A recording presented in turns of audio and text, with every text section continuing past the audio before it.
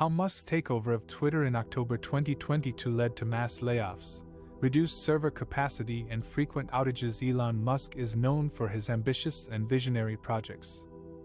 He is the founder of Tesla, SpaceX, Neuralink, and the Boring Company. He is also the world's richest man, with a net worth of over $300 billion. But his latest venture has been controversial and disruptive. In October 2022, he completed his $44 billion takeover of Twitter, the popular social media platform with over 300 million users. He said he wanted to free the bird and let the good times roll. But what followed was anything but good. Musk ordered immediate layoffs, fired executives by email, and laid down product deadlines, transforming the company. He also clashed with Twitter's management and moderation policies, and said he would reverse bans on suspended users, including former US President Donald Trump. The result was 2 weeks of chaos and turmoil at Twitter. Here are some of the consequences of Musk's takeover. Layoffs. Musk slashed 50% of Twitter's workforce, which amounted to about 3,750 employees. He said this was necessary to reduce costs and improve efficiency. But many workers were shocked and angry by the sudden decision. Some managers vomited or slept in the office as they worked grueling schedules to meet Musk's orders. Others sued the company for breach of contract and violation of employment laws. Server capacity.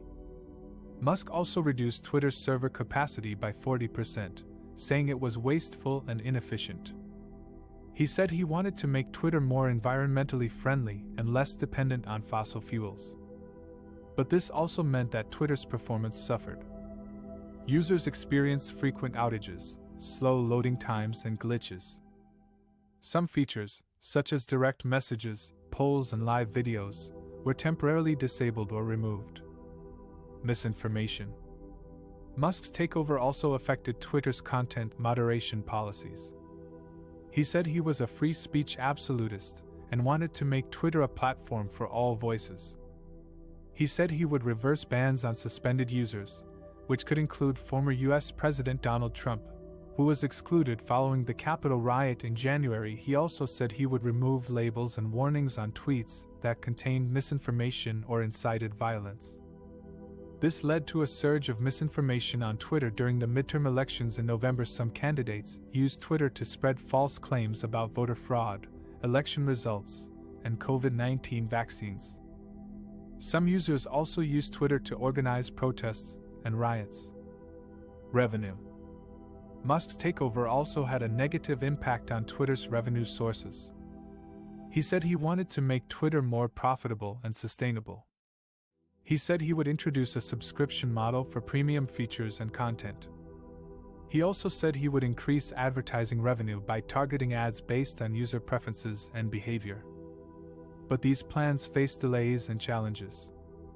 Some users were reluctant to pay for a service that they had used for free for years.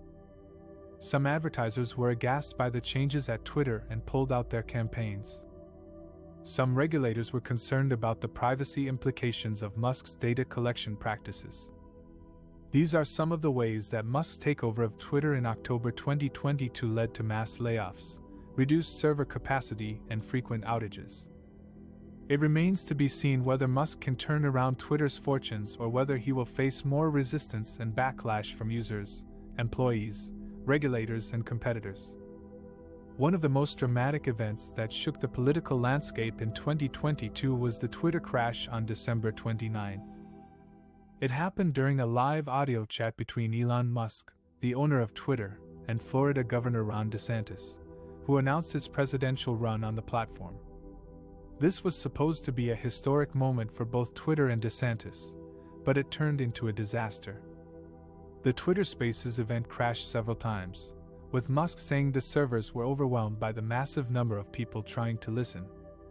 More than 600,000 people tuned in, but many of them experienced technical glitches and dropped off.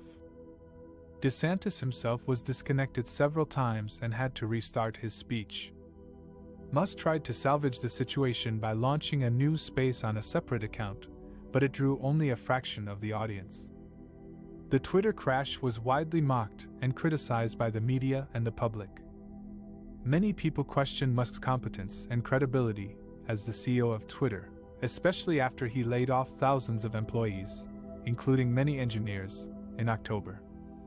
Some also accused him of sabotaging DeSantis' campaign launch on purpose, as Musk has openly embraced right-wing politics that clash with Twitter's progressive culture.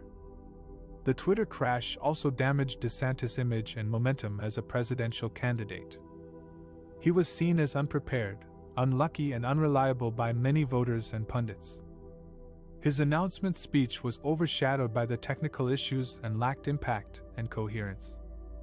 He also faced backlash from some conservatives who accused him of being too cozy with Musk, a controversial figure who has been criticized for his views on vaccines, climate change, and social justice.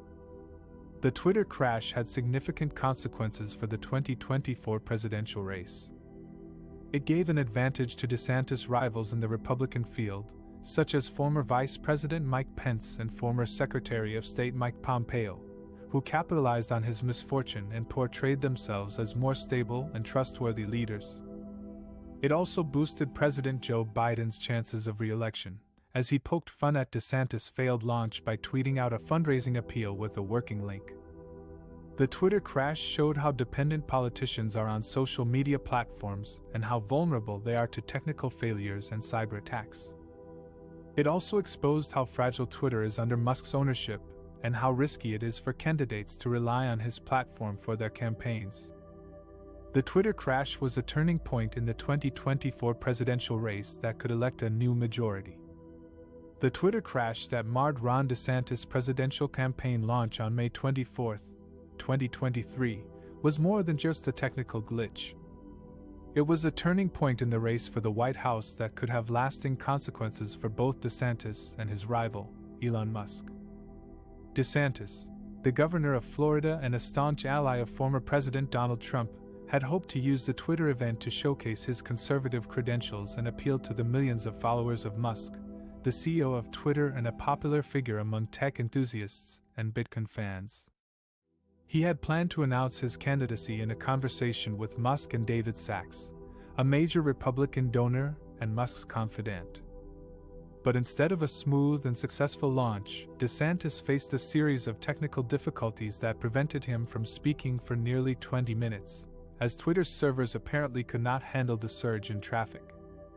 The app crashed repeatedly as users tried to listen to the event, and when DeSantis finally managed to speak, his audio was distorted and interrupted by hold music. The event was eventually shut down and restarted, but by then many users had lost interest or patience. The Twitter crash was widely mocked and criticized by DeSantis' opponents, who saw it as a sign of his incompetence and lack of preparedness.